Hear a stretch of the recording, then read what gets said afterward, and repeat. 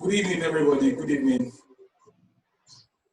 You can hear me, just kindly unmute your mic so that um, I'm sure that you can hear me. Good evening, sir.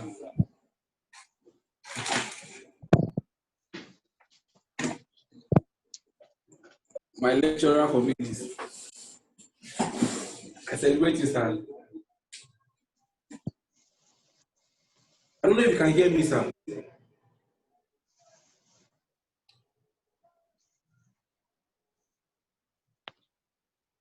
Okay. Hi, Matthews. Nice to meet you. Hi, nice to meet you. All right. Found your link from LinkedIn. Come again. I found your link from LinkedIn. Oh, great. Yeah, great. I'm from India. So Nice. You guys are from Nigeria, right? Lagos, yes, Nigeria. Yes. I was waiting for you for a long time. Then only I came to know that it is in the West Central Africa 4 p.m. That means it's 8:30 p.m. in India. Wow. Okay. Well done. Yeah. All right. So, good evening, sir, and good evening to everybody. My name is Radiography, and I'm a radiographer.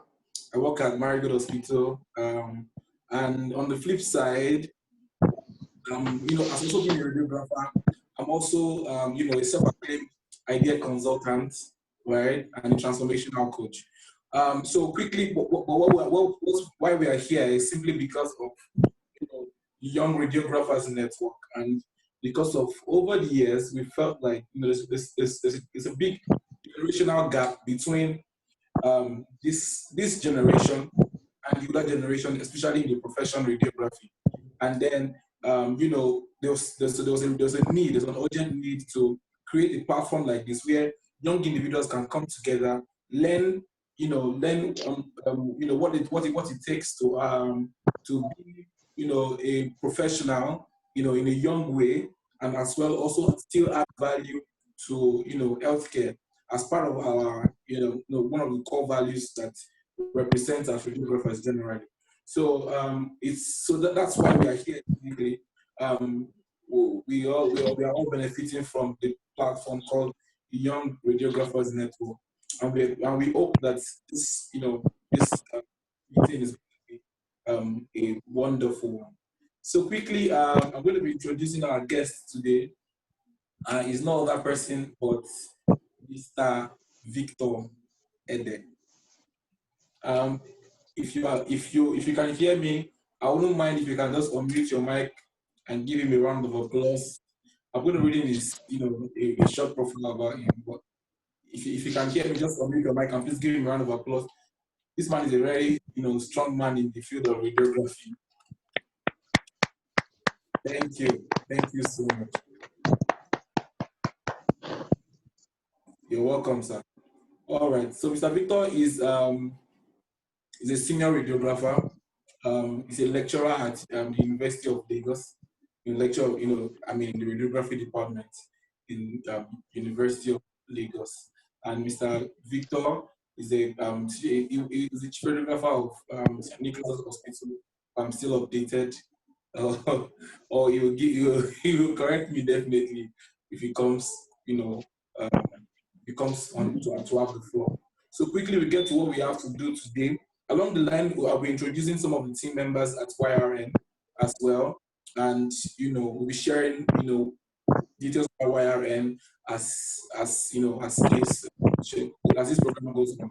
So straight to why we are here today. So we're going to be talking on a particular topic, titled Strategic Steps to Maximize Your Career in Radiography. And, I'm not the one on the spotlight, but Mr. Victor is.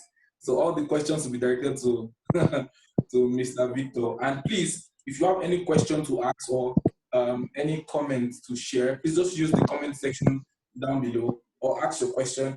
Or if you want to ask your question in person, you can just kindly raise your hand through the hand raised point at on the Zoom call. All right. So my first question is okay. So I just want Mr. Vito to do a proper introduction of himself. The things that I've missed. So that the reason why we want to do that is not because we want to flaunt him, but we need to know the level of expertise level of its expertise, so that we understand how we can channel our questions and know the importance of having to listen to a conversation like this. Oh, you have the floor, Mr. Victor. All right. Thank you very much, Mr. Bayo. I'm really honored to be here. I'm honored. As he has mentioned, my name is Victor Ede. I'm a radiographer. I'm also a lecturer. I've been practicing radiography now for the past 10 years, thereabouts. So I've had the privilege of working with different equipment. My career or my practice, MRI, conventional X-ray,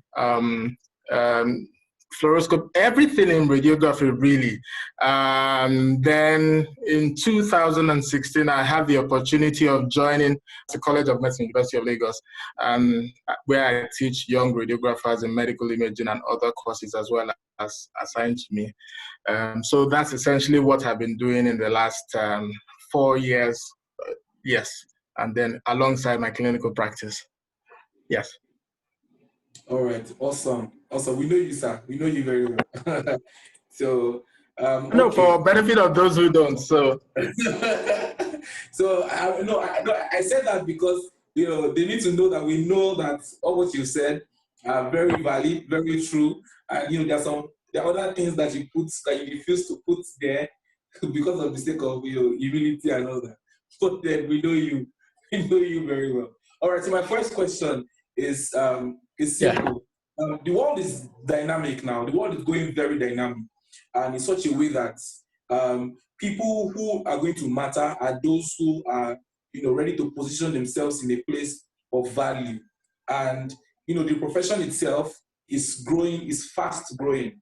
So my first question is this: that how do you advise young radiographers to position themselves as a valuable asset to the healthcare sector, to be able to have meaning to life? That's a very, very heavy one, I must say, but I'll try to simplify it as much as I can. Okay, and I'll do that by telling you a short story, a personal story too. So when I finished my undergraduate study as a radiographer or in radiography, I'll tell you what, I didn't know anybody. I didn't know who to meet. As fate will have it, we were the pioneers in my school then. So we didn't have any seniors ahead of us. So I knew there was a lot resting on my shoulders personally. I mean, my parents do not exactly know any professor or anybody that they will go and meet or somewhere to say, okay, help me put my boy in or something like that. No.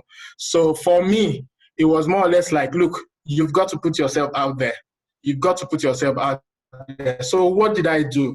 The first place I went to, I first volunteered myself in an MRI suite with somebody who some of you already know, Mr. David, and that's where I started my whole career as a radiographer. I volunteered myself. I was going there on a daily basis to go and learn MRI, even though I wasn't getting anything. So I was spending my own time, my own resources, as the case may be, going there to go and learn, all right? Volunteering to do stuff. And then in the process of doing all of that, he was showing me things. I was asking questions, I had opportunities to ask questions. He was showing me stuff. He was explaining things to me that many of my people or many of my colleagues and even seniors ahead of me did not even know. For me as a young person then, it was really a big deal because I had a classmate who was already practicing in that particular place and was doing stuff. And I was really challenged by that. I said, okay, so I think I should actually start doing stuff myself. So as a young person, as a young radiographer, in any field for that matter, do not expect that anything will come and be handed over to you. Nobody will come and hand anything over to you. You've got to go out. You've got to put yourself out there. You've got to network. You've got to serve. You've got to meet and reach out to people.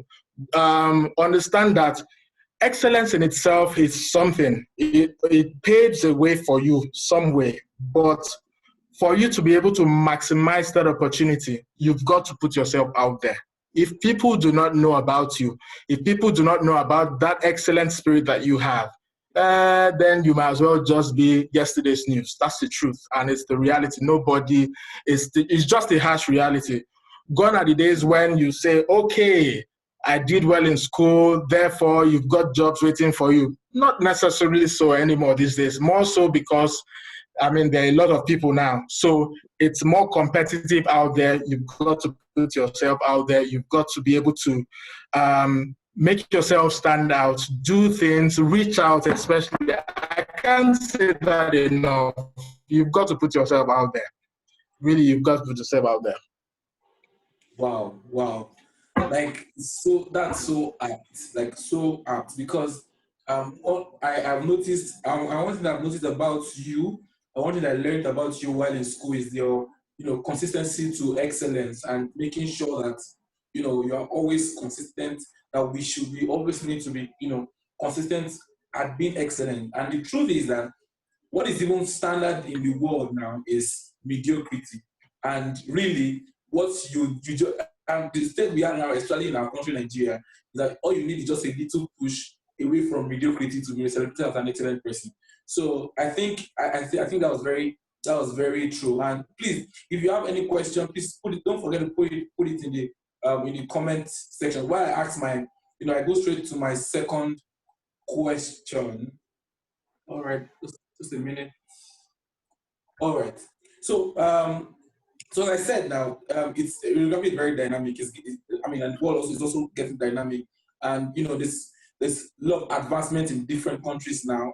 There are a lot of best practices now that have been in existence now. And especially in the areas of artificial intelligence, things are changing in the practice as well. So how can we, in the part of this world, stay abreast with these developments while staying relevant in our own climate? So how do we local? That is, how do we, resonate with the resources that are attainable globally, and also being able to, remain in our climate locally, and make have an impact. Okay, I'll explain something to you. There was something you mentioned, and then you said mediocrity seems to be the order of the day, and you just need a slight push to be able to stand out. And that slightly pushing yourself tips you over to the side of excellence. So in doing things excellently well, I can't emphasize that enough. For me, I believe in excellence. Some people, I don't know, but for me, I believe in excellence. So how do you combat all of this? How do you put yourself and remain relevant in this kind of situation?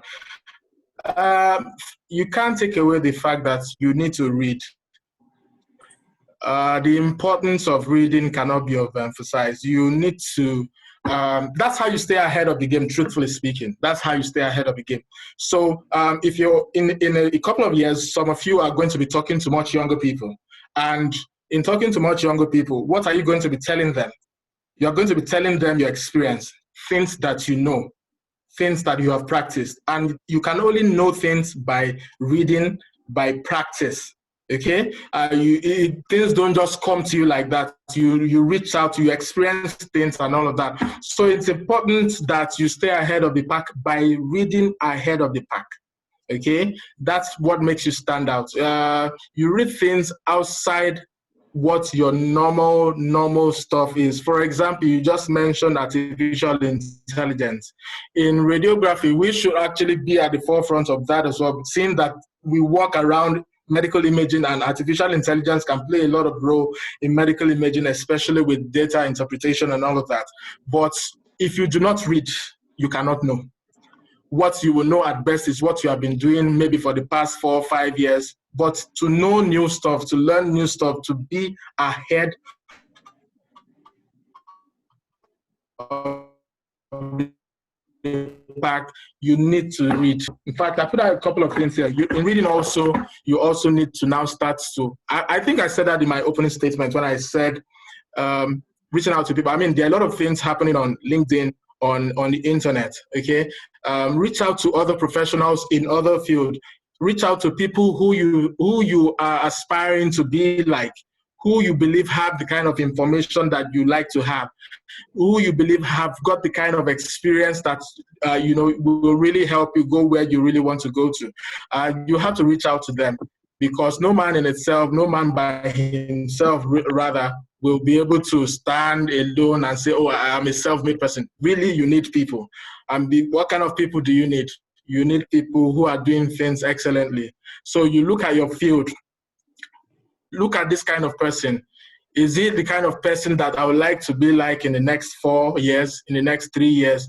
What is this particular person doing? What are they doing right? What are they doing? What is their daily routine? Those are the kind of questions you need to ask. Read about other people, even outside of radiography as a profession.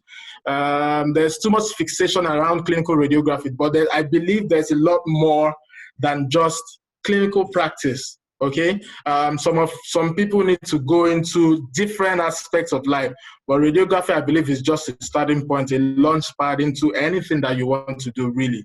So remaining relevant, both locally and globally, is a function of the kind of information that's available to you, that you have in your head. That information will come by reading, by reaching out to other colleagues. Those are the kind of things that will help you, especially. Wow. Awesome. Awesome. Thank you so much. Thank you so much. All right. So as a follow-up question to that, right? Yes. So permit me to, give an information to people that Mr. Victor happened to be a scholar of the prestigious University of Lagos, the University of First Choice and Nation's Pride. My apologies if you're not from that university. You're missing a whole lot, right? Okay. So because of that, by virtue of that information I'm giving now, I'm sure Mr. Victor is not just a scholar by, university degree. He's also and trust me, to become a scholar, it takes a level of excellence and consistency. Not just, it doesn't have to do any. It's not a function of the university, but a function of the person. For you to have A's in all your courses for a long time, it's a lot. Trust me, it's a lot. It's a lot of consistency to success. So which means that I'm sure that consistency wasn't just for 5 years. It was consistency that was just a part of you, and that's been part of you. So how have you been keeping abreast with what is attainable globally? So want to do like an expo now. So do a canvas with your own story. How have you personally been keeping abreast? So you said we should read. So what have you been reading? What are the things that you're reading? Because those are the things that we cannot get. You cannot get from school. There are experiences that are peculiar to individuals, and what's going to be beneficial for us if we can get templates and workable structures that we can help build ourselves also to be, if not like you, or better than you. So I would like to I mean, the beauty of teaching and experience and telling stuff like this is to be able to help people become better and big.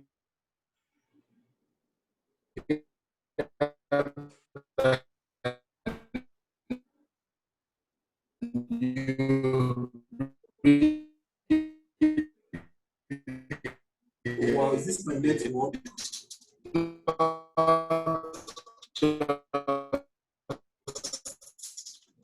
For yourself. So some of the things that we do it to be able to move on further. You understand? Okay, so I'm going to. Somebody said something now. Yeah, I said that we lost you at a point. We're hearing you. Okay, but can you hear me now? That's what I'm saying. Clearly. All right. So, like I was going to say, I said I'm going to say something a bit unusual, and it may sound a bit unusual to a number of you. I mean, every now and then, even up to yesterday, I get questions from people asking me stuff, asking me stuff even about myself, asking me what I want to do, seeking advice and stuff. And I'm I'm very versatile. I'm open to different things. Okay, I read different things. I don't just read radiography. I read different things. So, for example, because I still practice clinically, I do a lot of studying on clinical medicine and stuff. Okay, I do a lot of things around. So, I do a lot of things on reading management, administration. I do a lot of things around MRI. I do a lot of things around CT. I mean, these are the things that I do because of how I practice and where I am right now. You don't just need to know just radiography as a profession. Can you still hear me? Clearly, sir. Very clear. All right. So you don't just need to practice or just know radiography as a profession alone. I mean, it will help you, but as you move, I wrote this down somewhere. I said, after 2, 3, 4 years, you're going to start asking yourself, okay, so what next? What next?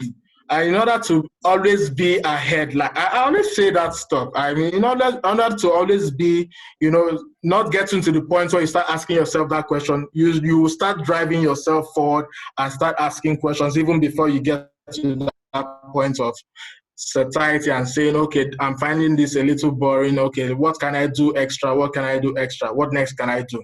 So you need to, again, I mention the things that I do. You read things on health administration. I'm a man of many parts. So you read things, generally speaking, you read things not just in radiography.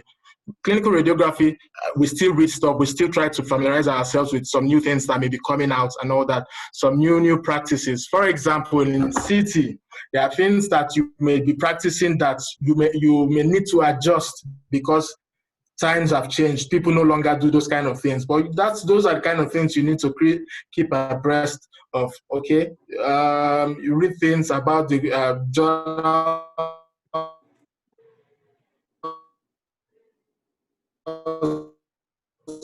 many things around clinical, because sometimes it might just be academia. Some people it might be business. Okay, so for me, I'm a man of many parts. I do business, I do academics, I do clinical practice. I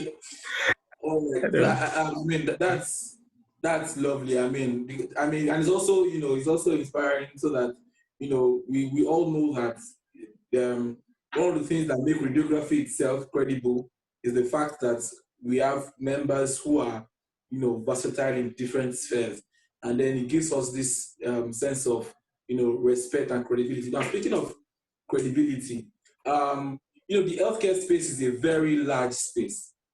It's a large space of different professions: radiographers, medical doctors, med lab scientists, pharmacists, and all that.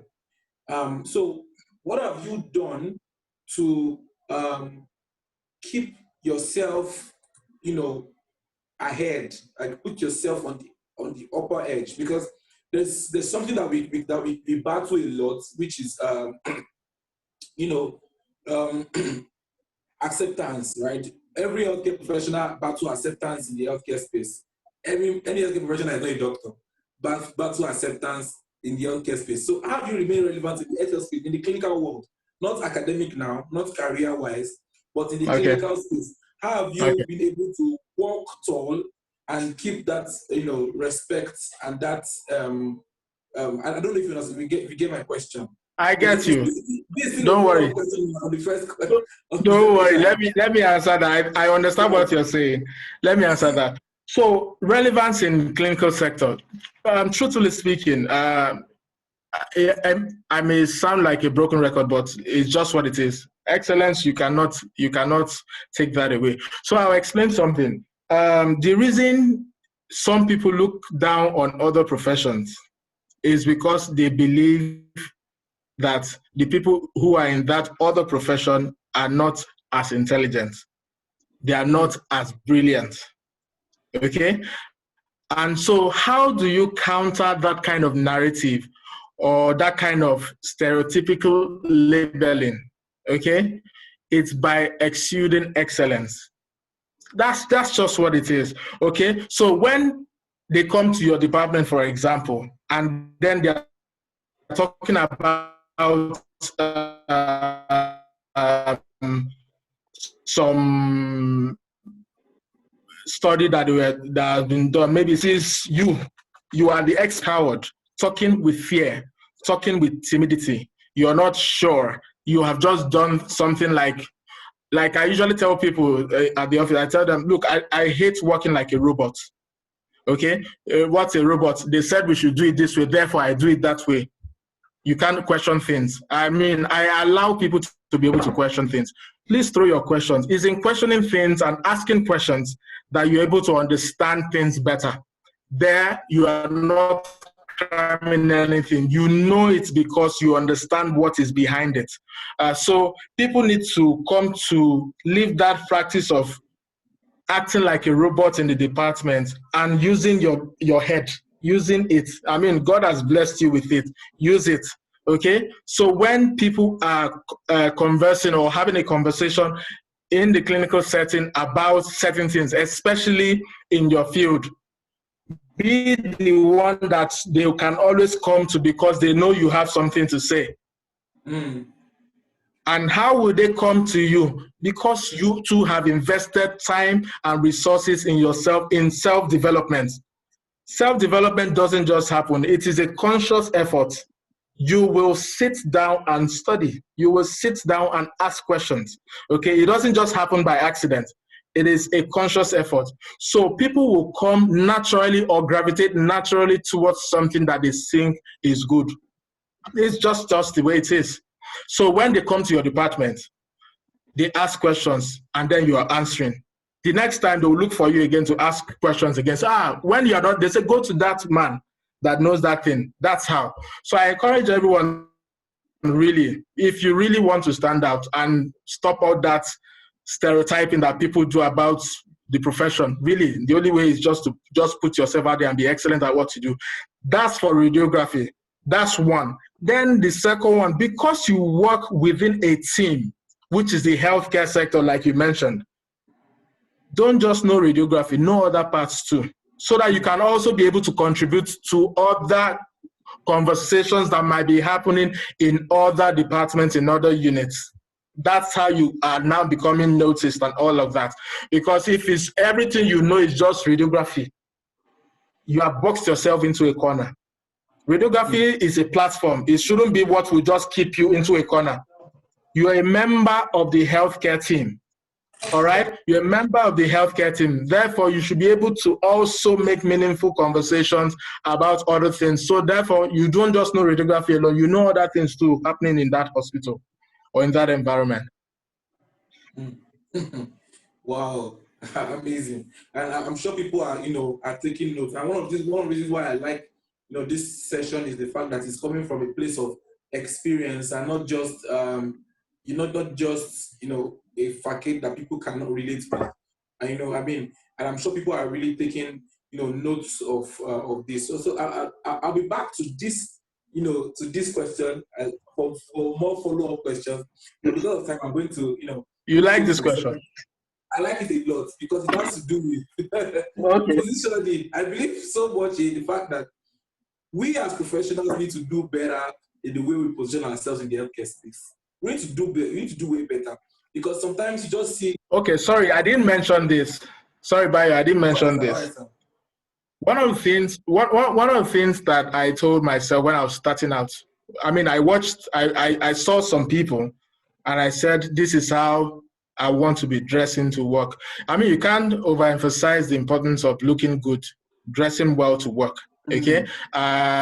You cannot, for example, be wearing slippers to work. For God so loved the world, that's not something you should be doing. I see people do it. You come to work, you're wearing slippers. Why? There's a reason I was forcing on young men, at undergraduate level wearing tie to my class. Yeah, I mean, it was just trying to inculcate a kind of culture in you, really. You understand? Look, you want to be taken seriously, then dress like you're a serious person as well. Yeah. Yeah. Okay, because it is what they see first of all. When they see, and then you now talk, they say, there's this person has substance. Yes. Yes. Yes. I can relate. I can relate. All right. Okay, so I'll just go straight. I'll come back to this question. I'm still coming back to this question, but let me just move a bit so that we can be able to maximize this opportunity. So, what is an advisable approach towards learning modalities as a young radiographer? So, over the years, we've had people, do SciWest or CWES, IT, yes, in some centers, and then they have the opportunity to practice probably sonography or do CT or do MRI at a very premature stage. Not like it's a bad thing for me. Not like I'm saying it's a bad thing, right? But so because of the question, so I'm going to act like I don't know what stage we are to practice or specialize.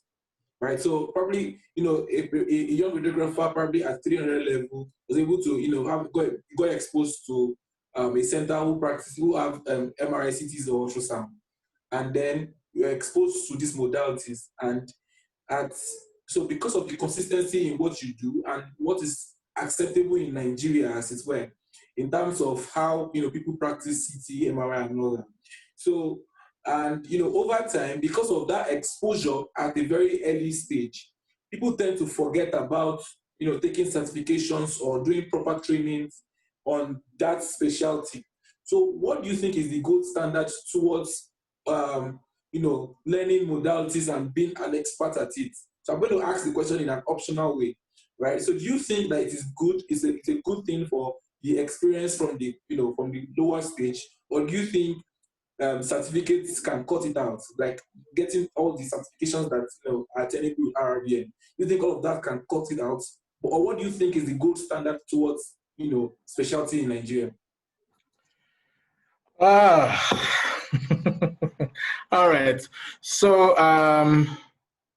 the gold standard, I will start with that one. The gold standard is that you should be licensed to practice whatever it is that you're practicing.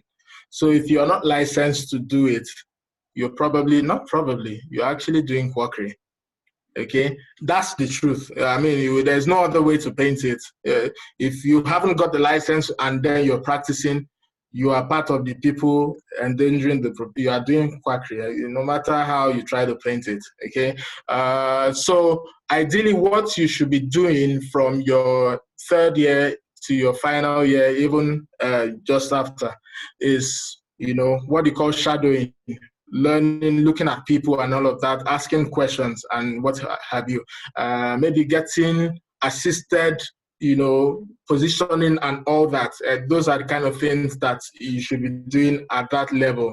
So, but when it comes to professional practice, I mean, even in the UK, anywhere you are going to do anything in radiography or medical field, you've got to have the license. Okay, we are right now, we are not doing, except for sonography, MRI and CT,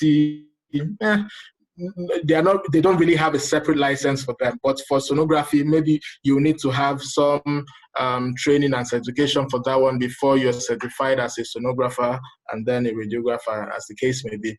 But for MRI, CT, and general radiography, I think the normal license should suffice.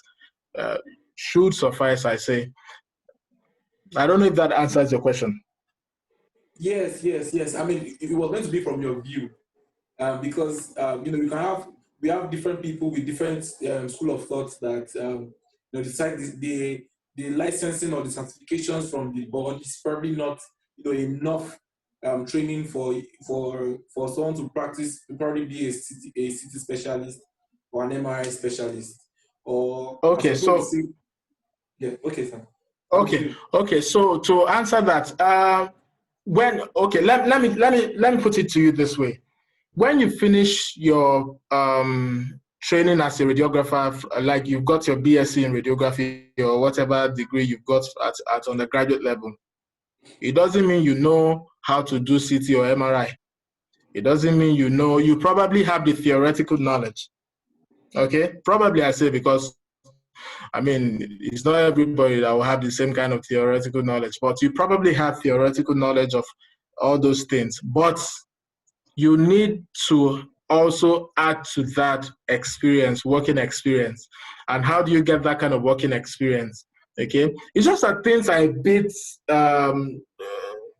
fuzzy around here. The truth of the matter is that for licensing as a radiographer in Nigeria, the board gives you the license after it has seen that you have completed certain number of procedures and all of that. That's why you have that logbook, isn't it?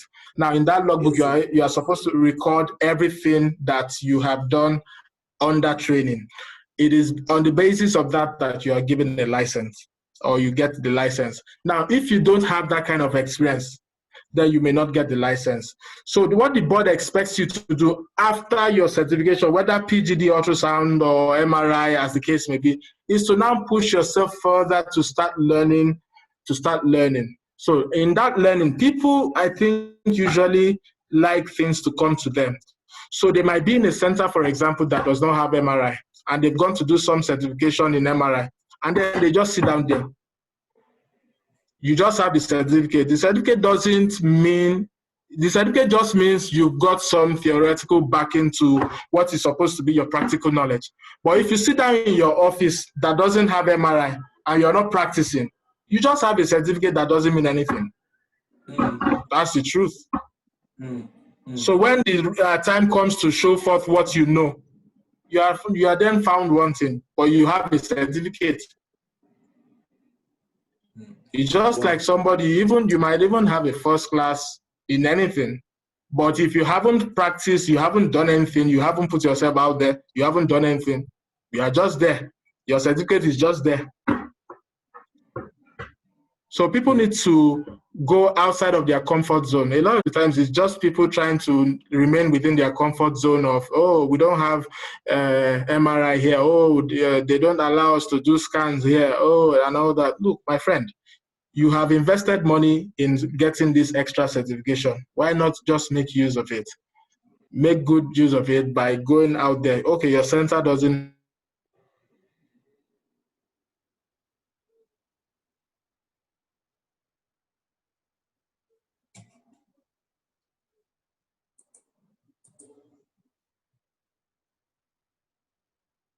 All right, sorry, is that me or Mr. Victor? Mr. Victor's network. If you can hear me, just say hi. It should be Mr. Victor. Oh, okay. I think we lost him there. I hope you all are following. Please, I can't see any comments in the comment section because nobody is saying anything. But I hope you're following. Okay, someone has something to say. All right, David, do you want to have a word? Hi. Mr. David. My apologies, sir. No problem. I kind of suspected he was the one. Wow, I didn't see that coming. No, I suspected it. No, when I saw the name and he didn't want to put the surname, I just knew it was for a purpose. I knew he was the one. I didn't see that coming. You're welcome, Great work that you are all doing. Young Radiographers Network, am I correct? Yes, sir. Yes, sir. I just wanted to buttress on Mr. Victor's point. You cannot downplay the role of self-development in improving your clinical skills. You have to go out of the box. You have to push yourself, which he has highlighted. So indeed, you have to push yourself. The board gives you a certificate. That certificate is, yes, you are licensed to practice, but the clinical skills is your own effort that will determine the level of clinical skills you attain. Victor has highlighted when he came as a student to the MRI suit.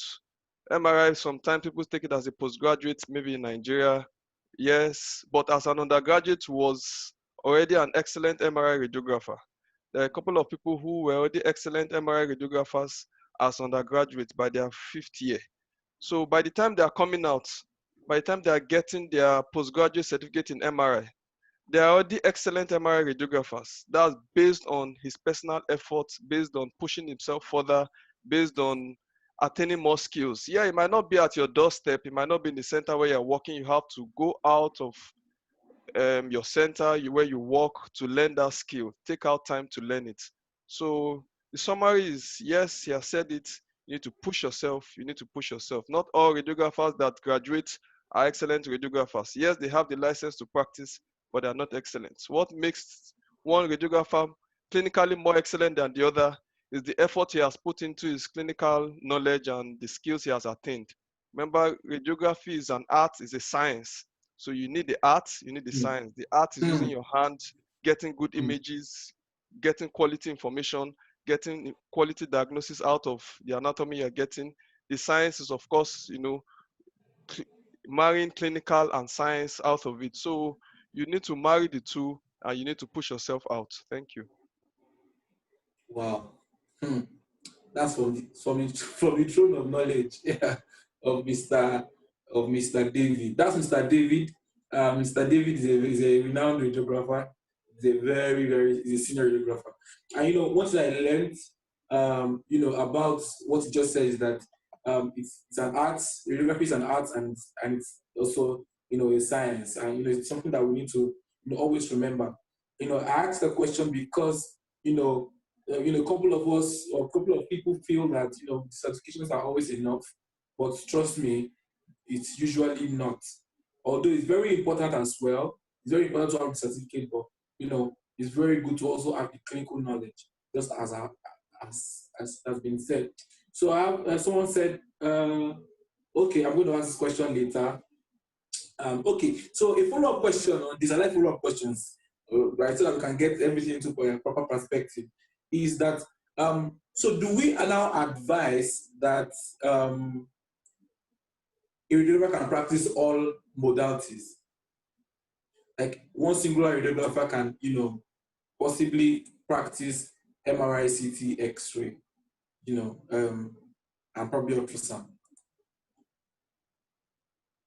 Your mic is muted, sir. Yes. I just unmuted myself now. Okay. Well, the truth of the matter is, in Nigeria now, right now, apart from sonography, we do not have a specialty, quote, so to speak, for MRI and CT. So what employers of labor are looking for are radiographers who have got experience in CT and MRI. You understand? I mean, X-ray is a given. It's assumed that everybody should know X-ray, okay? But for CT and MRI,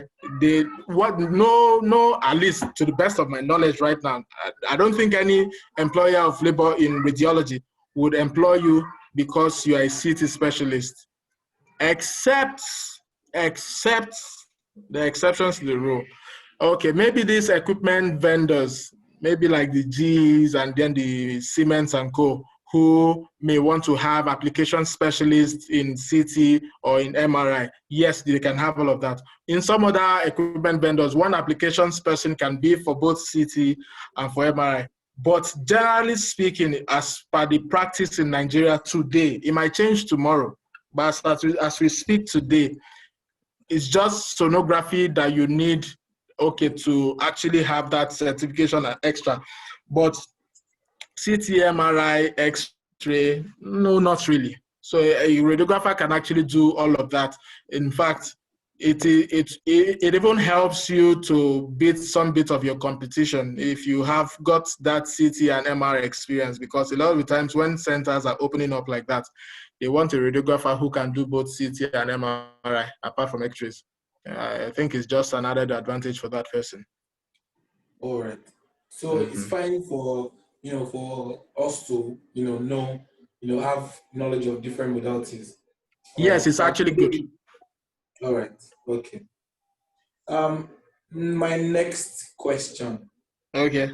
Okay. So before I go to my next question is probably a bit off the clinicals, but there's somebody here who's asking. Okay. That, so please, if you have questions and you feel you want to have the floor to talk, please just raise your hand, just like Mr. David did, and then we'll just call on you. And if you have a question, you can just put it in the comment section as well. So someone is asking that as a radiographer, how can we earn more? I'm going to actually put I'm going to put a follow-up question to this. That as a radiographer, can we actually be wealthy? Like, can you be wealthy? Yes, can you be wealthy as a radiographer? Because if you look at the scope of radiography generally, and the antecedents of radiography, the question is very valid. This question is very valid. Can someone actually be wealthy as a radiographer? And I'm sure Mr. David should have, one or two words. Yes. As giving, his okay, sir. What's you, sir? Okay. So here's what I think, and here's what I believe. Radiography is a platform. Okay, it's a platform for launching into anything that you really want to do. Really, to be honest, it's okay. I see some people asking questions in the chat box, but we'll get to that shortly. So, as a radiographer, can you be wealthy? I think the first question is, how can you earn more as a radiographer? That's a very interesting question. That's a very, very interesting question. Okay, so the way I'm going to approach the first question is this: how can you earn more? Usually they say it is a unique skill.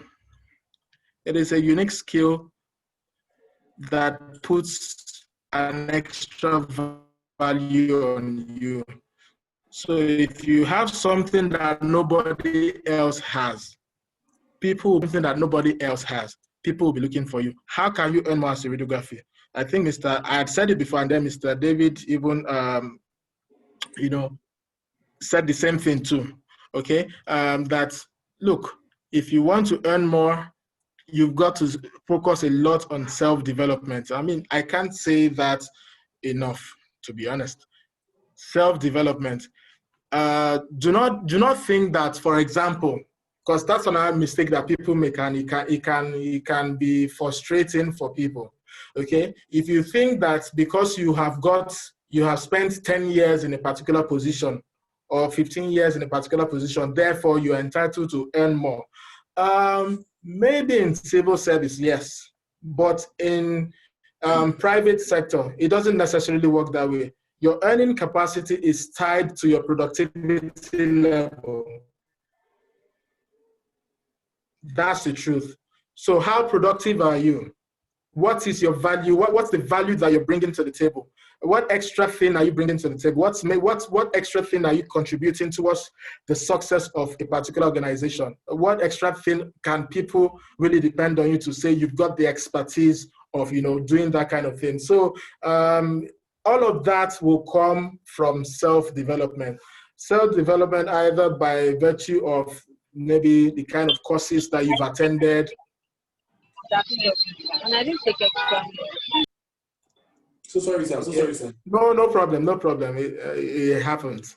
Okay. So either by the kind of courses you've attended, the programs, the functions you've gone to, and all that, they are all intertwined. Okay. So it's a function of how much value you have put into yourself, how much you have developed yourself. If you have developed yourself to the point where you become really, really valuable to an organization, nobody wants to let a valuable person go. That's the honest truth. So if you ask me, the starting point is usually clinical practice. Starting point, clinical practice. But as you want to earn more, then you've got to add more to yourself. You've got to add more to yourself. You remember I said something at the start of this conversation when I said there's whether you're doing something with business or administration, reading things outside of just clinical radiography. Because to be honest, what you do with your hands is still at the base level. You move from that level to where you now start to be using what you have inside here. So you are now making decisions based on, head, no longer hand and physical activities anymore. So you are now leading a pack of people. So you've got to develop yourself in the area of leadership, administration, and those kind of things. That's how you add value to yourself and become a valuable member of an organization. That's the truth. So when at your base level, you are still doing clinical practice, which is not a bad thing in itself, which really actually sets you apart from a lot of people. But if you really want to now do the extra, then you've got to start thinking of leadership positions, administrative positions, and where you're leading other people and all of that, becoming better leaders and all that. I think that will help. And then whether you can be wealthy from radiography. Yes, you can be wealthy, actually. You can be. You can be, actually. So there's the business angle of radiography. And like I said, radiography is just a platform, okay? So it's either you're doing the business in radiography or you're doing business outside of radiography. You are still a radiographer anyway. So it's either you're doing the business in radiography, a radiology business, or you're doing it outside of, legitimate business now, and I'm not talking about the other type of business that people do. I don't want to mention that. But it's either you're doing the business in radiography, radiology, or you're doing it outside of radiology. But whichever way, it's there. The opportunities are there. It's just for you to be able to recognize those opportunities. Wow, wow. So one thing I need to say here is that people need to know that what Mr. Victor is doing right now is not easy. Mr. Victor is on a hot seat and receiving questions that are not planned. You didn't send him any question because we want it to be as real as possible. And he has been doing so much justice to this. I saw my brother Solution raise his hands. So, but before we take him, I don't know if he still wants to. If he still wants to, he can just leave his hands raised. But I would like to get an opinion from Mr. David on this subject matter. Because I feel like there are a lot of things that we've not explored in this radiography profession. And that's one of the reasons why I said that, one of the foundations of the YRN network is such that young radiographers can begin to think outside the box and not continue in the stereotypical manner of what has been laid down by some young radiographers who have become old radiographers now. So they have done their bits by creating structures and creating processes that we are currently following. But one of the things that we have failed to do is also to now start to lay down structures for the next generation. And one of the things why I respect Mr. David a lot is because he had something very unique and something different in the profession. He is, sorry, I said hard. He has created a niche in the profession. When I asked that, can you be wealthy? I could come from his perspective, right? Because what we know as ER magazine or ER as a media entity in radiography is from Mr. David, which is a very good venture that has come into existence by virtue of thinking outside the box. So I would like to get Mr. David's view on this question on how do you earn more, one, and can we actually be wealthy as a radiographer? Thank you, Bayo, and thank you, Mr. Victor, for doing justice to the question. I can only buttress on the answer Mr. Victor has given. Of course, you can be wealthy and earn more in radiography by the information that you have. That is it. You can earn more by the information that you have. What makes me different from the MD of a bank is the information that MD has. What makes me different from the president of a nation is the information that president has. What makes me different from the owner of a big enterprise is the information that person has, either clinical, either in leadership, either in administration, either in managing finances, either in how to start up a business, is the information. So Victor has said it, the baseline is your radiography profession. We're all radiographers. That is the foundation. It has given you the pedestal to get to any level in life, any level of wealth, any level of financial, strength. So the information we have is very critical. We cannot overemphasize that. You need to read courses, you need to open your eyes, you need to think outside the box, you need to step back and look at innovative ways of doing things. If you want to earn more in a career, you have to have more information. I've worked in a company that is a global company. They have businesses in all over the world. And of course, besides the favor I got working there is the information I had. You go for an interview, you want to earn more. What makes you more employable than the next person is the information that you have. So we're all radiographers, we're all appear at that interview. What will make them employ you is the information that you have. And what will give you that information? You go for courses. You go for courses, read more, get certifications. So by the time you and the other radiographer are at par, then I say, okay, how do we choose this candidate? Is the person with the added advantage. If you see some job applications, they will say, if you have this, it will be an added advantage. So the added advantage that will now give you the opportunity to be hired. And of course, that has increased your earning ability. So it might look like we're streamlined in clinical practice, but you need to begin to attend courses. We've talked about AI now. Anything happening outside Nigeria, it might take 10 years to get to Nigeria, but it eventually get to Nigeria. So it's who is ready at the time it gets to Nigeria that will benefit from it. They are doing things in US, in Europe, it's not yet in Nigeria, but it will eventually get here. So if you are looking up and just watching, talking about AI, you're crossing your legs, saying AI, reading it, or you're not doing anything, you're not certifying yourself, you're not packaging yourself. By the time it comes, by the time the big companies come and they want to employ those that will pioneer AI in Nigeria, you're all looking.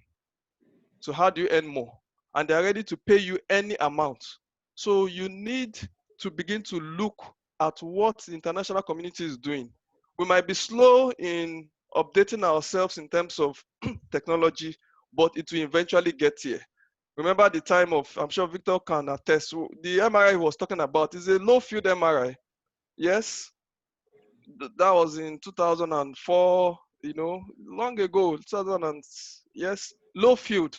There was no high field then. So, but today, high field is all over Nigeria. But imagine if I had just stayed put with the low field, I would have been out of practice. You understand? But you need to keep updating yourself.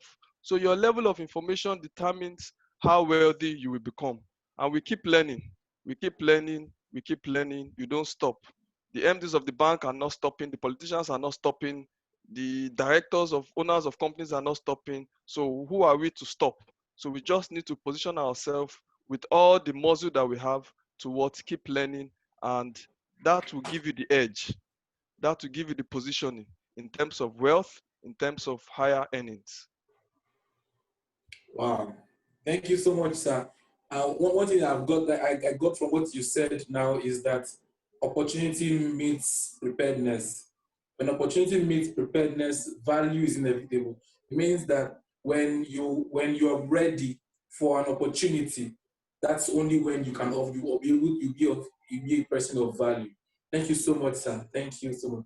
I don't know if Marvelous Solution still wants to give an input on this, or I should just move on to my next question. Because Okay. Mr. Victor needs to leave that hot seat that he is. Although I still have so many questions. Good evening, Bayo, and thank you very much for this opportunity. Mr. Victor, good evening, sir. Good evening, sir. Yeah, I must confess that I was really, really excited to join this class, even though I joined very late. When I heard that it was you that were coming to this, and I always say that you're one of my biggest inspiration in the field. So it's always an honor listening to you and hearing from you and learning from you. So basically, I just have a question. I don't know if it has been asked because I was lost at some point before. So basically, for those who are looking to influence policies that affect the practice of radiography in Nigeria, and when I'm talking about the policies that comes with the profession. For some people who are interested in the policies that come, what are the strategic steps that they can take to join that particular field because I feel like it's one of those much maligned field. During my involvement with the student union in school, I felt like there was participation was low, and that was so. What are those steps that one can take when you want to join? I want to be part of the political structure of radiography in Nigeria.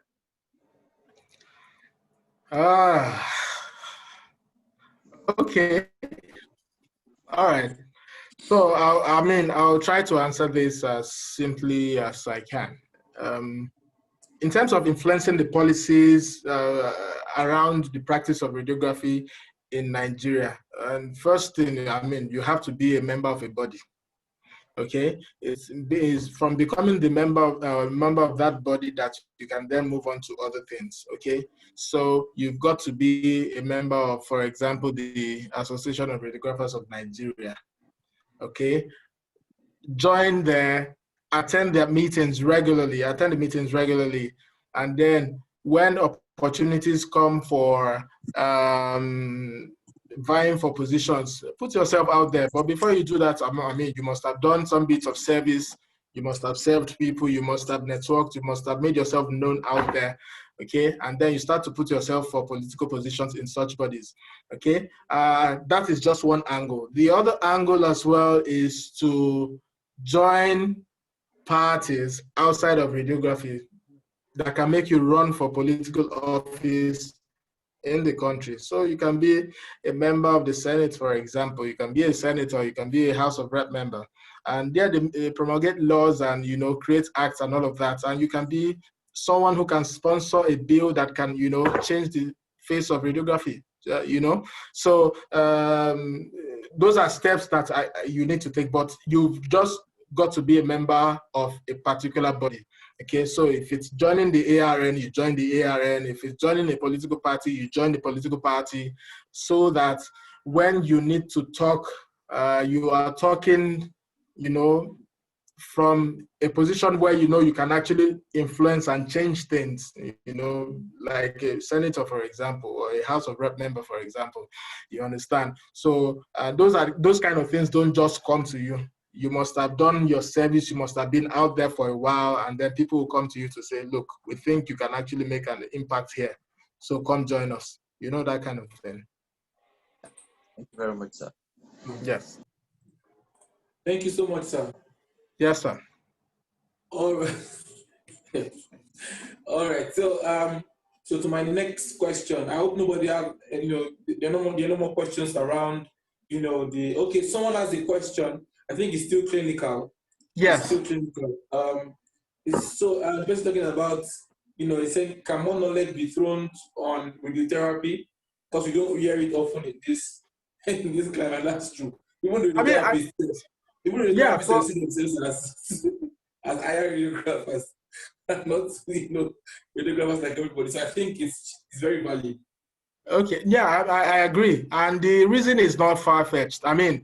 You have more diagnostic centers and hospitals with diagnostic equipment than you do therapeutic equipment or oncology centers in Nigeria.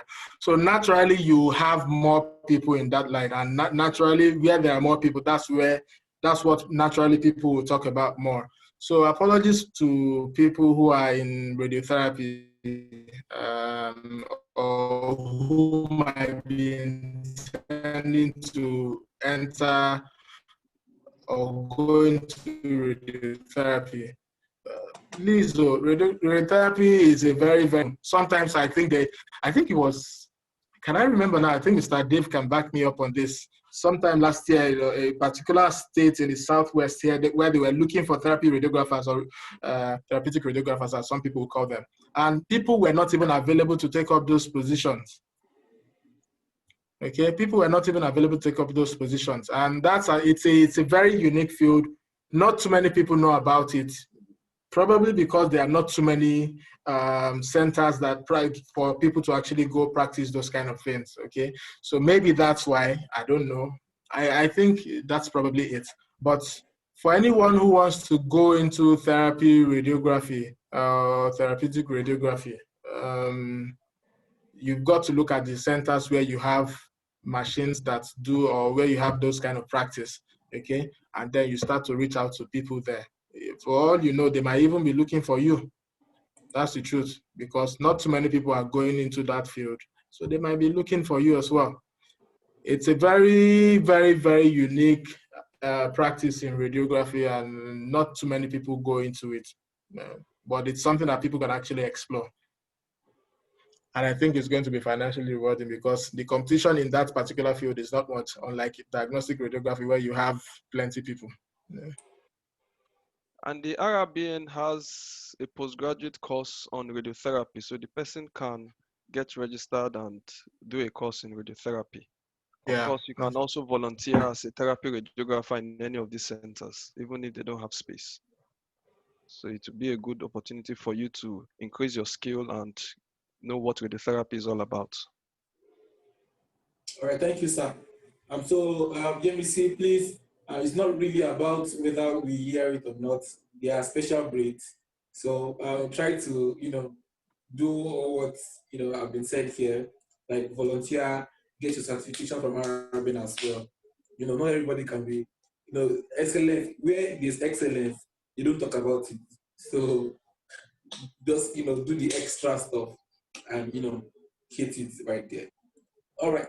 I think nobody has any question again, so I can move on. Okay, so I have two more questions, sir. The last question is a very, somehow question, right? Okay. I don't know what somehow means. So, it's a somehow question. Well, before I ask that question, I'm going to ask. No problem. Go on. Very, very mild. All right. What is the best approach towards a career in radiography education? Should one have one leg in the clinical area and the other in academics, or should we focus solely on academics? Because the topic for today's segment is strategic steps to maximizing your career in radiography. So, in terms of radiography education, what do you think is best? Do you think it is? Do you think it is? You should have one leg in the clinicals and one leg in the academics, or can you do both? Or do you think it should be strictly one of each other? Like, does any of all this, matter in, your, having a very good radiography education? Okay. So you are talking radiography in terms of the academia now. Yes, education. Yes. Ideally, so ideally, it should just be a focus on academics, essentially. I mean, totally. That's what it should be. It should just be a focus on academics, totally. So as soon as you finish your undergraduate degree, you've done your internship, you've done your youth service and all that, you should be looking at doing a master's. And if you really want to do it well, you do a master's in something radiography related, okay? Something radiography related. And then from then on, you move on to do your PhD. Once you've done your PhD and you've completed your PhD, and then you can start writing papers. Really, you start to grow from there. They start to, maybe promotions start to come and move you even up to professor or senior lecturer, or what's the other one, assistant professor, and like associate professor rather. And then you move on to professor. So that's what it should be. But in Nigeria, okay, in Nigeria, the practice, what you find a lot of the times, that you find sometimes that you can have a radiographer who is doing both clinical practice and academic work, okay? Especially when those two institutions are different, it can be very, very demanding, and it can be somewhat distracting. So if you are going to do radiography education in Nigeria, and you want it to be worth your while, there's going to be a lot of sacrifice that you have to pay, okay? You are going to have to ignore a lot of things. Don't focus too much on the money, because at the beginning, the money might not be that fantastic, but you are doing it much more than the money is. The money is not really the driving force at that stage. So as you grow in the profession, as you grow in that career path, the money now starts to come in. But if you focus on the money, that's because especially in your early days in radiography education, the money isn't that great, to be honest. Your clinical counterparts are probably doing a lot better money-wise, since we've talked about money, so we might as well mention it. Your clinical counterparts are probably doing a lot better, but it's just the sacrifice that you might have to make momentarily until you now start to reap the harvest of the seeds that you've sown.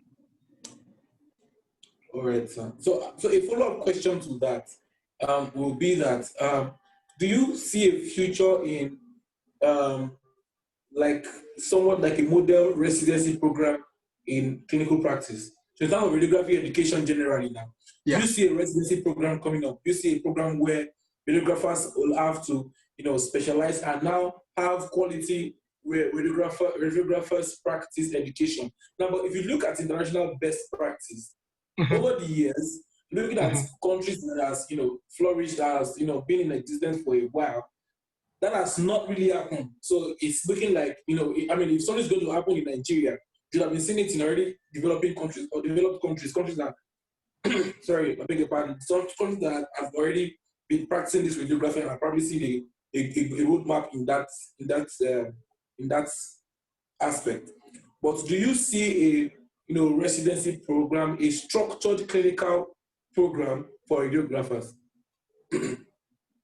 Okay, so I think I've heard some people talk about it. Now, when I say some people, some really senior colleagues talk about it. It's something that has been in the offing for a while. There have been plannings and all of that going on around it. Not sure why it hasn't happened yet, but I'm sure it's something that will happen at some point. So if you ask whether I see a future that happening based on the information that I know, yes. It's going to happen. Maybe sooner than later than I think, but it will happen. It's something that will happen at some point. I think there's been a lot of internal agitation. People actually are looking for more. Okay, people are looking for career satisfaction, and people are looking to do more and to be more. Okay, and those internal yearnings and agitations from people that they don't necessarily know how to express. People are starting to look at, this program that you just mentioned, the residency program. When it will happen, not very sure, but I'm almost certain it's going to happen at some point because people are looking for, a lot more than just doing clinical practice. So in the residency program, it's going to offer people opportunities to become different things and specialize in different things. But there has to be also regulations around it. So, but I think those are the logistics that the people have been looking at around as well. So it's something that will happen at some point. Thank you so much, sir. Thank you so much. Okay, so my last question. I hope nobody have no questions around. You can just raise your hands while I see you, or just say something in the comment section, and then I'll pick you there. So now this question is a very summer question, right? I don't know what summer means. I'm still saying it. Okay, go on. So for we practicing in our countries, for those of us that are too patriotic to our countries, and we've decided to, against all odds, stay in our country. And I can see Shibin Matthews, I'm sure he's also practicing radiography in India. Am I right? Yeah, of course. I'm a radiographer from India, and I am also a bachelor's. I have completed my bachelor's from Mahatma Gandhi University. I have 5 years experience in this field. I came to know about you guys from the LinkedIn. Can you understand my slide? Yes, we can hear you. Okay. Actually, I was really amazed to understand and to realize that all over the globe, the radiographers have the same problems. and I was really surprised to talk to you all. I hope all people from in this group are from Nigeria. I think so. I think 21 participants are there right now, and expect me the rest of 20 are from Nigeria, right? Yes. Yes. So apparently, yes. we are all from Nigeria, but we are all young radiographers. So this is not necessarily a country-based network. It's just about the collection of people who are Yeah. radiographers and are young. Yeah. That's really great. It's a very great problem. Actually, I was focusing to know more about a person is having a bachelor's in radiography. After that, what can we do other than clinical radiology, like clinical application specialist, like that? Any other technical field for radiographers? That was I am looking forward when I joined this Zoom meeting. Okay. Any other more career, because radiographers, the artificial intelligence is coming forward, so there will be new developments in radiology. A lot of new developments is coming up. So other than a clinical radiology, more than a MRI radiographer, CT radiographer, what can a person having a bachelor's degree can do in this field other than clinical radiology? Well, All we right. have great leaders here that are going to answer that question. Don't worry. That question is going to be answered. I'm very sure of that. All right, over Okay. to you, sir. I think this one, I'll let Mr. Dave answer this one. Okay. Let him answer. Let him answer. Since he's here, let me defer to him on this one. I mean, I can talk, but I would like for another person to answer this. Then I can then put in my own. All right, sir. What's the question? So he said, okay, so you have the floor, sir. Yeah, go on. Okay, so he said. Okay, So I he will said, go. Okay. I will tell you. A person having bachelor's degree, other than the clinical side, what can a person can do with this degree? And I mean that what all careers other than a clinical side for a radiographer? Okay, so there are many opportunities for a radiographer. Yeah. One, you can go into academia, you can go into clinical practice, you can go into research, you can go into education, you can go into let me see. So you never mentioned media, like you. Okay. So, for instance, in terms of In India, I can give you some information. I think so. In India, a person taking the bachelor's degree, having some experience, 10 or 15, or at least 10 years experience, they will shift their clinical side to the technical side. They will work as the clinical application specialist for Siemens, GE, Toshiba, etc. And they travel all over the world. In the one question I seen from the radiotherapy, and people working for the radiotherapy machines, they travel all over the world and they earn more, equal to a doctor, like 4 or 5 lakhs in Indian currency, like that. They earn huge amount of money. Is clinical radiographers, they earn a lot of money. There are a lot of opportunities like that, and I was looking forward to know more about this because and I want to know the conditions of Nigeria, how it's happening there. When I came to know came to know more about Nigeria, I felt that all over the world radiographers are facing problems because we have to grow because technology and everything is changing like that. Can you give me any information like a clinical application specialist? So yes, for the the foundation is you have to be a radiographer. These multinational companies, they make radiological equipment, CT, MR, ultrasound, etc. So they need an application specialist that's an expert in either of these imaging modalities to train customers. And these customers are fellow radiographers. Sometimes you train doctors, maybe radiologists, on how best to use these imaging modalities. And you have a variety of these multinational companies. You have the GEs, you have the Siemens, you have the Philips, you have the Toshibas, all looking for application specialists. Yes, I was an application specialist. I worked with GE. I did MR clinical education. And all the things you said, we traveled all over the world while I was there. we train people all over the world, and we're trained also all over the world. So those opportunities are there. So it's something we've discussed in this meeting. One, you have to update your skills. You have to have an added advantage. It's still the same radiographers they're going to hire. So if you want to compete in that space, you have to have an added advantage so that that company will hire you. You understand? So there is something that you have to self-develop yourself. If you grow as an MR expert, they put up a position for MR clinical education specialist or an application specialist. You apply like every other radiographer or every other applicant, and if you get the job, you're going to get more earnings, you're going to travel over the world, you're going to, have a fulfilled career. So that is one area you can specialize in.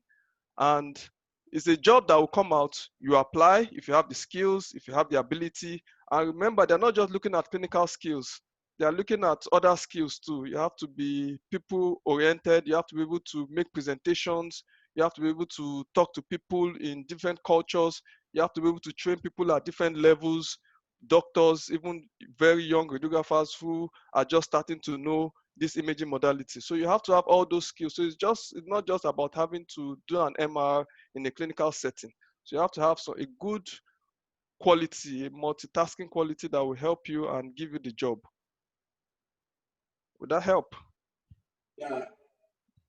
Thank you so much, sir. Thank you, sir. Okay. I think that was very the fact that he came from an experiential level. So he met an application specialist here. So and that's really great, sir. Good evening, sirs. We've been okay, sir. So there's a question here that if I think the follow-up question, Mr. David, that will being an application specialist take you away from the clinical practice, or is it a part-time engagement? No, it wasn't part-time.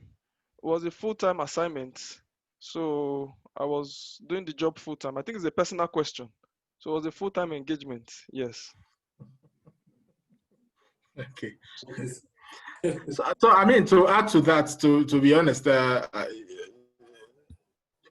people do different things. It's being an application specialist depends on the organization you are engaged with. So some people who work for maybe some organizations that are not as big as maybe a G, for example, they might engage some radiographers on a contractual basis. Okay, so maybe when they have a particular installation somewhere and they need someone to go train the people there, they just engage that person to go there for a couple of days and then the person is back, to their practice. But maybe people like the Gs or the Philips, or as the case may be, may now engage you on a full-time basis because they have more installations. They need you to be able to move at the get-go. So they won't want you to be divided and be given some form of excuses. So usually they will say full-time.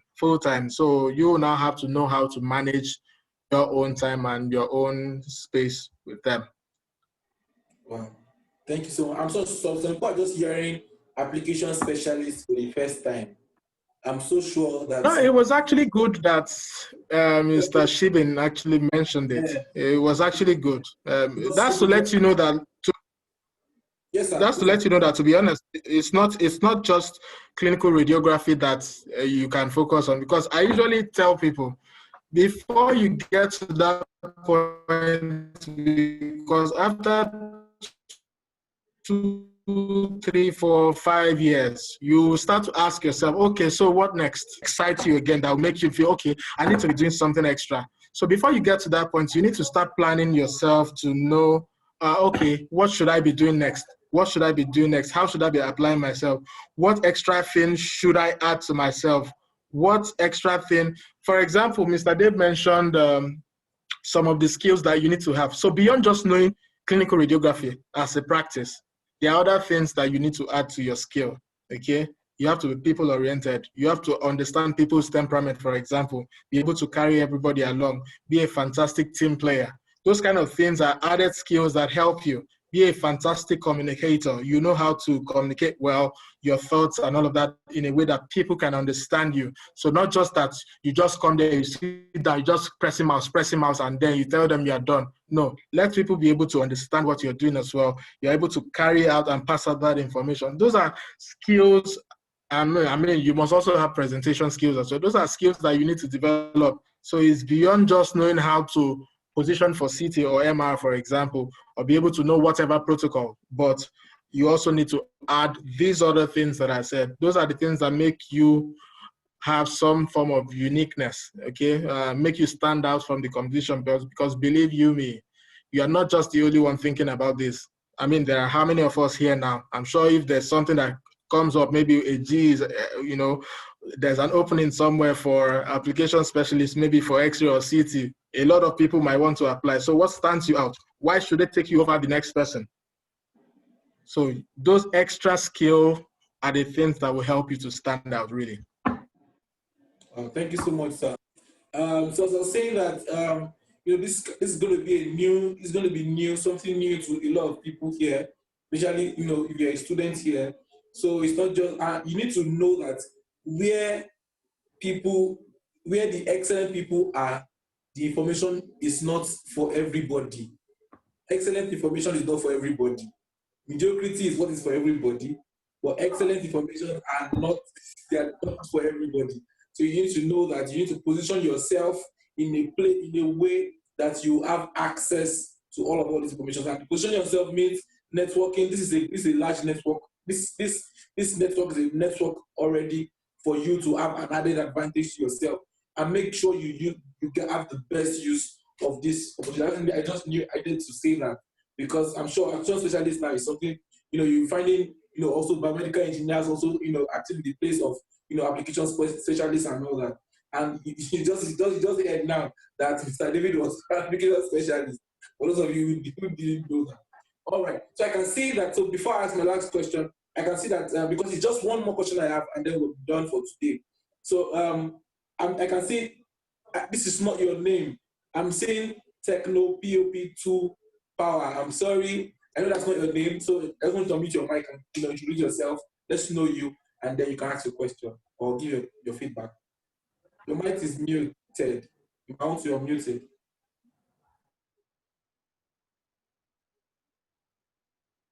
You can unmute him now. You're the host, aren't you? Okay, I just did that. Okay. All right. Can I be heard now? Yes, please. Yeah, good evening. I'm Victor Chuku, an intern radiographer residing in Uyo, Akwa Ibom State. In my internship currently at... Yeah, welcome, Chief. Okay, I'm currently doing my internship program at the University of Uyo Teaching Hospital. Okay, so sorry I joined the meeting very late, but I have learned a lot within the 10 minutes or thereabouts I've been here. Like the application specialists, I'm hearing that for the first time. So I wanted to know the steps in which someone can go through to become such, because like recently, just a few days ago, some engineers came to install a new equipment for us. And most times when we have issue, we have to call people from Lagos and they'll give us time and all that. So what does it take to become application specialist, and also this clinical education specialist that some multi-companies are hiring? So I want to have more information about that. Thank you. I said it too. I said all right. So I will answer that question. There's Mr. Dave here. He will give you the spiritual. Sorry, before you answer the question. So for those of you who are just hearing application specialists for the first time, there are these radiographers that will just come to your center and be like, all right guys, we'll be shutting down the center for like about 2 to 3 days, to do all this their computer stuff, and then they are done. Yes, exactly. And they most time come in Prado Land Cruiser 2020 model of vehicles. So for those of you who don't know about them, this is Mr. David. Over to you, sir. frankly, it's a juicy position. So I believe everybody here should be interested in it. As Baya said, we were coming then in brand new cars, driven by with a driver. We were staying in the best hotels in town. We were traveling all over the world. You know, we were just having fun as radiographers, and of course, enjoying what we do. So, of course, that kind of juicy position, you know, that it also requires a level of competence, a level of experience, and a level of information you have to give out. Remember, you're working with a global company, GE, or is it Siemens, or is it Toshiba, or is it Philips? These are global companies that work on excellence. They they pay high attention to details. They are looking at a lot of qualities besides your clinical skills. So you have to first develop all those skills in you. Develop your presentation. We've highlighted it. Develop your presentation skills. Develop your people skills. You are going to be interacting with people from all over the world. When I mean all over the world, all over the world. The 2 years I worked there, I practically went to every continent of the world while I was there. Every single continent. There is no continent I did not touch while I was there with different countries. So imagine interacting at that level. So your interpersonal skills must be on top of it. So that's by the way. But of course, if you are hired as a CT application specialist or an MR application specialist and as a radiographer, you must also have good knowledge of that imaging modality. Remember, you are going to be teaching radiographers in different countries. Different countries, different people have different level of knowledge. Some you are going to be teaching people that are very skilled. You're going to be teaching people that you're going to be teaching doctors, you know, and doctors sometimes, you know, we want to challenge your knowledge. You're going to be teaching people that are just coming up with no information at all.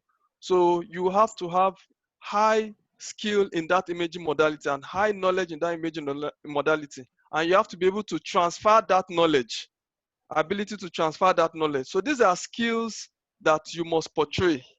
These are skills you must portray. Yes, you might not be interested. I never knew I was going to work as a clinical education specialist or an application specialist. Well, the role was not even existing in Nigeria. While I was a student, while I was a young radiographer coming up, it wasn't existing in Nigeria. And we said it in this platform that your preparation is what determines. There are so many roles that are going to come up in the next 10 years.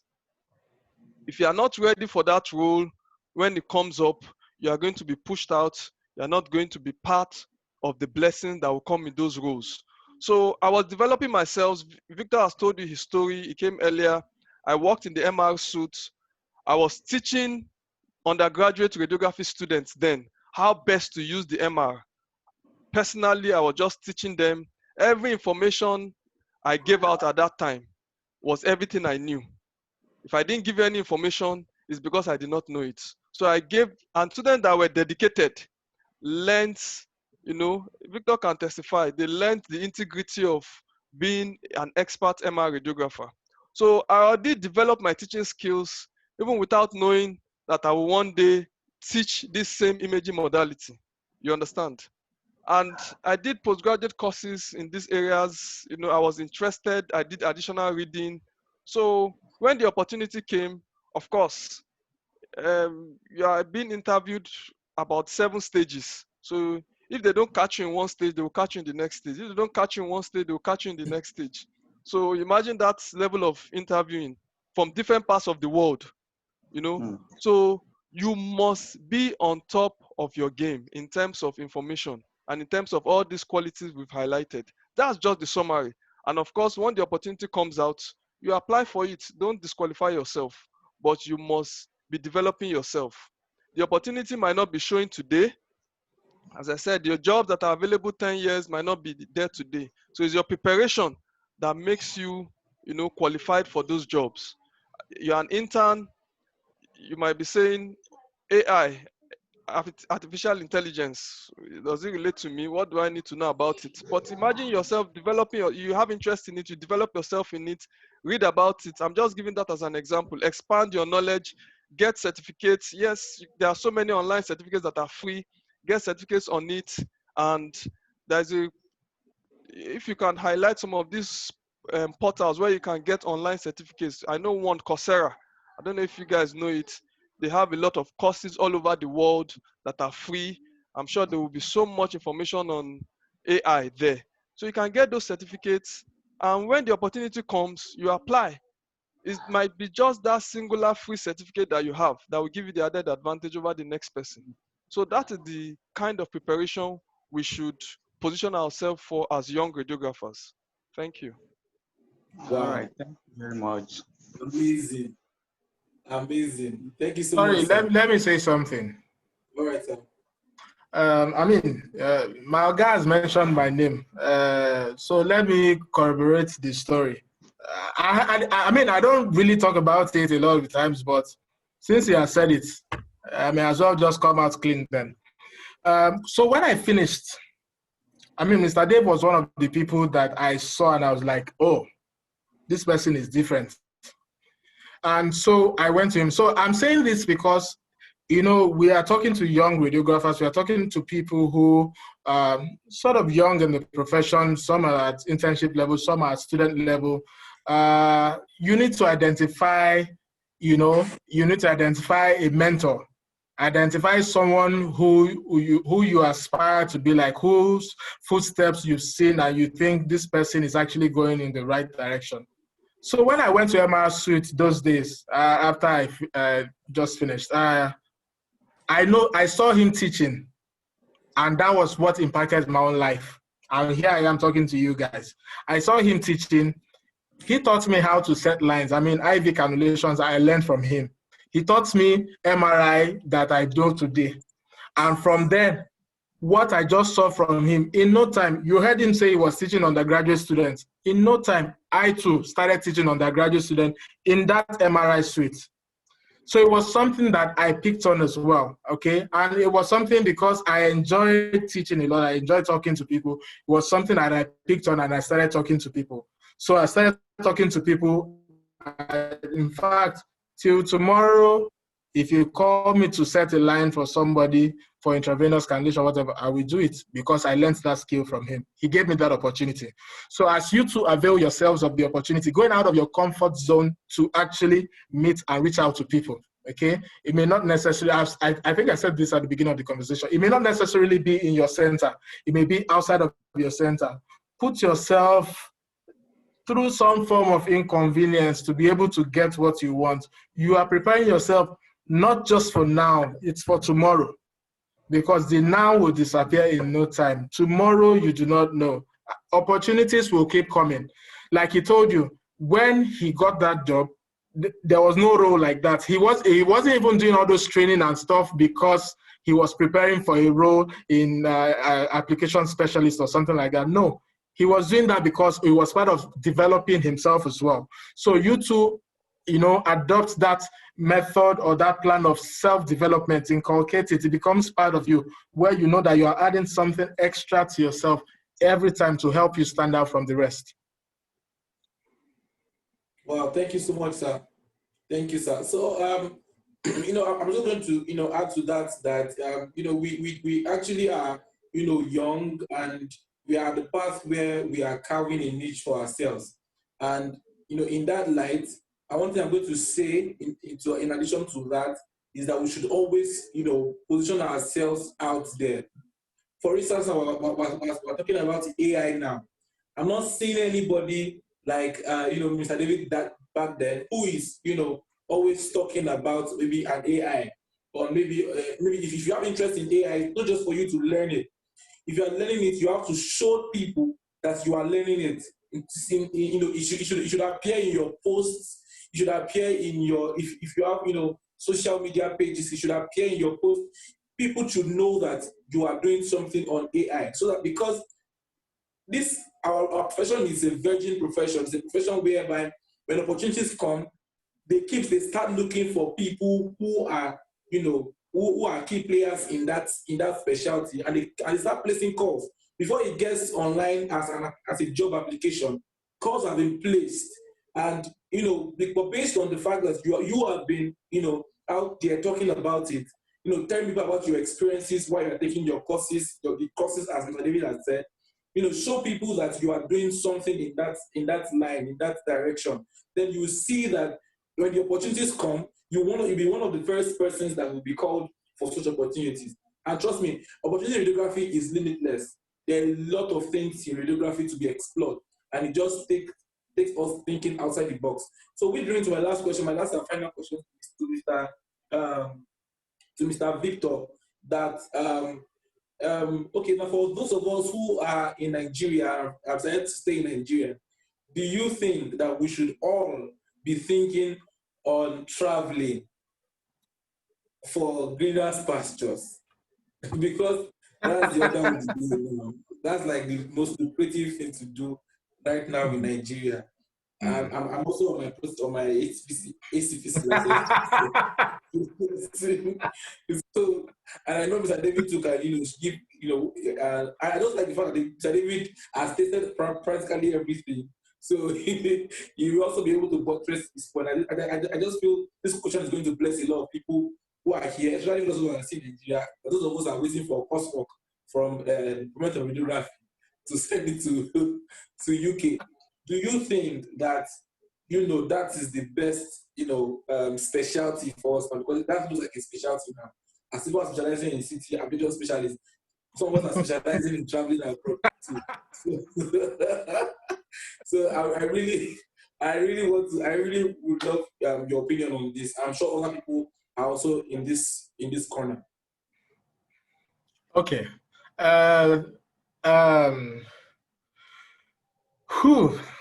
That's a very, very, very interesting question. So I'll put it this way.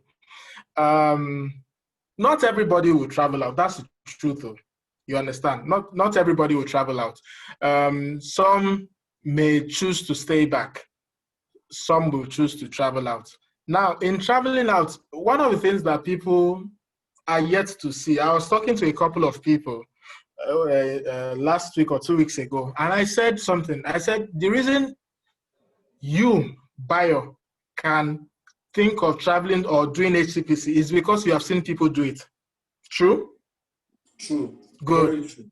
Yes. Now, just imagine for a moment, I think there was something on Twitter yesterday where somebody, I think, won a scholarship, Rhodes Scholar, something for an MBA at Oxford or something like that. I think many of us saw it. And just imagine, for example, that one of you gets a scholarship to go to Stanford, for example.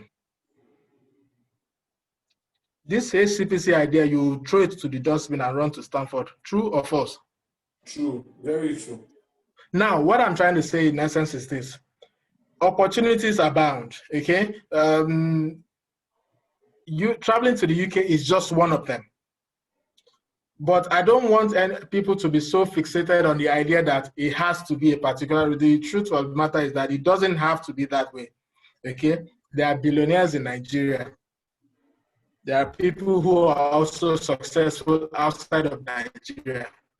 Okay, so if you want to travel, understand that there has to be a plan for you. Don't just say, oh, you have traveled, therefore you have achieved it. That's the end. No. It's still room for work because you are going to go there and you are still going to continue self-development, self-improvement, and all those kind of things that will also continue to make you stand out.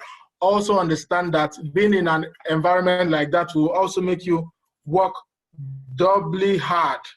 Okay, so if you were putting in 60 before, you might have to put in 120 in order to beat the people who are original indigents of those societies, because they will usually be given the preference first. So, but for you to be able to stand out, then excellence too has to come in.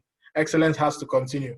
So people can aspire to go to UK to travel or to practice as radiographers because they have seen other people do it.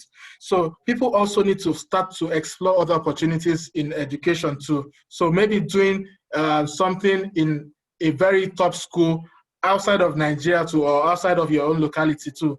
When people start to do, for example, if you, Bio, gets admission to maybe Harvard, for example, or MIT, for example, and you're doing AI there, people will come to ask you questions. They'll say, come, Bio, How far? How did you do it? What did you need to do? What did you apply? Those are the questions they will ask you. And then when the second person goes, the third person goes, people now start to see, oh, okay, this is actually something that I can do. And then they start to see that opportunities are there. So I don't want the whole focus to all be on, oh, everybody's going this direction, let's all go in that direction. I mean, for a moment, there was a time it was looking like some people were traveling to Germany. You understand? I mean, I'm not knocking anyone's hustle, but I don't know what has happened to all that idea right now. So what made that possible is that one person did it, another person now saw, oh, this is possible, and then the person also applied. So as much as people are thinking of that one, you're also going to be thinking of other opportunities there. Because the truth of the matter is, I think it was one of you that I was talking to some time ago. I said, there's nothing stopping you, for example, from applying, say, for an MBA in a top school. There's nothing stopping you. What are the requirements? The people going there, they don't have two heads. You have head, you two, you can use it. So what is stopping you? There's nothing stopping you. So, and for the people who are going to remain in Nigeria, like I said, it's not everybody that will travel. Opportunities are there too, because when the opportunities start to come to Nigeria, it's the people that are here that will likely get it first, isn't it? Well, let me put it this way: the people that are prepared, that are here, not just that you are here, but don't just say, yeah, we are here waiting for the opportunity or for the thing. No. You have to be prepared for those things that are coming for you to be considered as one. Otherwise, it's the ones that are abroad that they will bring to come here and come ahead it. That's the truth. Yes, you know, I mean, that's its productivity. We said it's tied to productivity. It's not tied to your longevity in the. It's how productive you are in the profession. What is your output? What have you put out there? Don't just say put out there. You understand? So don't just remain in one position. That's what I'm trying to say. Strive for that excellence. Strive for self-development. Continue to develop yourself. There's never a stopping to learning. Learning is a continuous thing until the person dies. Yes, sir. I totally agree with you. Like, for instance, now, I'm going to share that, I enrolled, to do an MBA with the Oxford University. So I've been in Nigeria here. I've already done an MBA with Oxford University as well. Marvelous and I won an award, the annual award from the UK as well. So so it means that there are a lot of opportunities that that are tenable, for us that are still in Nigeria, although we still have our ACPC license that as far bad as you bad with issue. even Matthews Shipping has his own ACPC registration. The problem is everywhere in the world. All right. Thank you so much. Thank you so much, sir. I don't know if anybody has any question before we go. Can I give you some information? Okay. For the students, if you allow me, I can give some information. Hello, can you hear me? Yes, you have the floor. Okay. Sorry. Do you support HCPC registration or do you not support the HCPC registration? Or what are you telling about? Actually, I would like to know that. Because there are a lot of students out there and everybody is trying to make more money from a job. If you are able to work in UK, you can make approximately this much amount yearly in your currency, Nigerian Naira. I think your currency is Naira, right? Yes. If you are able to work in UK, you can earn up to this much yearly. In India, we travel to European countries, American countries, and Middle East countries, and we work there, and we bring money from there to our country to support our economy. You know that? We Indians do that. We study, we educate our kids and all, and we go abroad and bring back our money to support our economy, to support our nation, to support our people.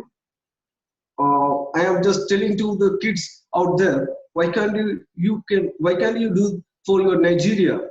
Go abroad and collect more money, bring factories, industries in your country, develop your country, and be the most powerful Nigerian African nation. Because you can earn up to this much amount if you work 1 year. That is the least salary. If you are able to work in a senior level, you will get more. Recently, I was trying a lot of job opportunities in UK. Then I found that there are a lot of Nigerians working there, each NHS hospitals. There are a lot of Nigerians working there. I was really surprised. That's the particular reason I joined in this Zoom meeting. I want to know why Nigerians, this much amount of Nigerians working in UK. In UK, there are a lot of Indians, there are a lot of Pakistanis, there are a lot of Philippines. And the fourth, I found Nigeria as the fourth. A lot of people from Nigeria working in UK. That really surprised me a lot. Recently, I was able to talk to a Senyonga, a Nigerian woman, I think so. She is working in UK. And when I talked to her, she is working in the senior level. And she is going to conduct an interview for me. Right now, I'm in India. And within 2 or 3 months, I'm going to UK. I'm trying to go to UK because I have the exhibition registration. I'm talking to the students out there. If you have, after completing your graduation, with 6 months of experience, you can apply for it. After completing your education, 6 months, you can apply for it. You have a lot of opportunities. If you want to go to the Ireland, Republic of Ireland, you can do CORU, C-O-R-U, CORU. If you want to go to USA, you can do ARRT, American Registry of Radiologic Technologists. Okay. If you want to work in Australia, you can join with ASIMRT. ASIMRT is the official regulatory body of Australia. If you want to go to the New Zealand, you can go with New Zealand Medical Radiological Board. If you want to work in the Middle East, you won't get any tax. They will cut off the tax, and you can take the full amount to your country. In Doha, in Qatar, in UAE, in Saudi Arabia, in Kuwait. In every country, you can work as a talented radiographer, and you can earn more money, and you can bring a lot of money to your country, and you can develop your country. In India, just countries like India, Pakistan, Bangladesh, Sri Lanka, these Asian countries, we develop our economy by bringing more amount of money from Europe, America, and Middle East. Because once they looted us, now we are looting back. You know that? We are bringing and we are developing our country. And from the YouTube and all, I came to know that Nigeria, Lagos, is going to be the richest capital of African continent. You can give your pride, you can give your strength to it, you can develop your country more than you think. From the first, when you start the Zoom meeting, you tell that the technologies travel 10 years, it will take 10 years to come in Nigeria, like that I hear that. It was also a scene in India. If any new technologies arise, it will take 15 or 20 years to reach in India. But now, if anything developed in USA, UK, Germany, or anywhere in the Dubai or Qatar, that thing will happen within 2 or 3 seconds in India. That's how we changed our country. We all are patriotic to everybody's country. So you have the opportunity, the kids, the students out there, I'm telling you, you have the opportunity, you have the profession in your hand, you can earn more and more. And once more, I will repeat, for HCPC, you can go to UK. With CORU, you can work in Ireland. With the HAD, HAAD, HAD, you can work in Abu Dhabi. With DHA, we can work in Dubai. With QCHPC, QCPC, you can work in Qatar. Qatar is the most richest country in the world. They have the oil company. You can bring the money from that country to your country and develop your peoples. You can build a great nation. Thank you so much. Thank you so much. All right, thank you. I mean, that was awesome. That was good. Thank you. All right, so we come to the end of this session today, and I'm sure a lot of people are, learned in one way or the other. Please build networks around people, radiographers, and different people in different spheres of life. And I'm sure that, as young people, we are, going to a generation where we are going to be the force, to people, to the world. And please always know that we are valuable in the healthcare, on the healthcare team, and we must carry ourselves as that as well. We are very valuable on the healthcare team, and we must carry ourselves as that. Thank you so much for joining to this session. And then, please, if you are not yet on the Young Radiographers Network platform, as a young radiographer, kindly reach out to me. You can send a private message to me right now on this. Just signify here, and then somebody's going to pick it up from there. You can just signify here. If you're not on the YRN platform, you can just signify there, and someone's going to take it up from there. Thank you so much, Mr. David. Thank you so much, Mr. Victor. I really appreciate your time. We know that you're very busy people, and then thank you so much for taking out time to be with us this evening. So till I see us next time, we'll see us again on our other sessions. We're having different sessions, from time to time as young radiographers. We're building a force around, the profession, and making sure that we're equipped with enough resources and information to be greater people. So I see you again. Bye-bye, everybody. All right, sorry. Before you go, can you just unmute your mic and give a round of applause to Mr. Victor and Mr. David? You just unmute your mic and give a round of applause. Thank you so much. Thank you so much. Thank you, sir. Thank you. All right, bye-bye.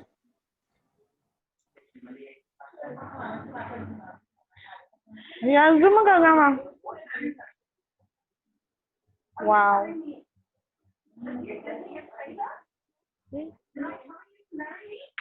Oh.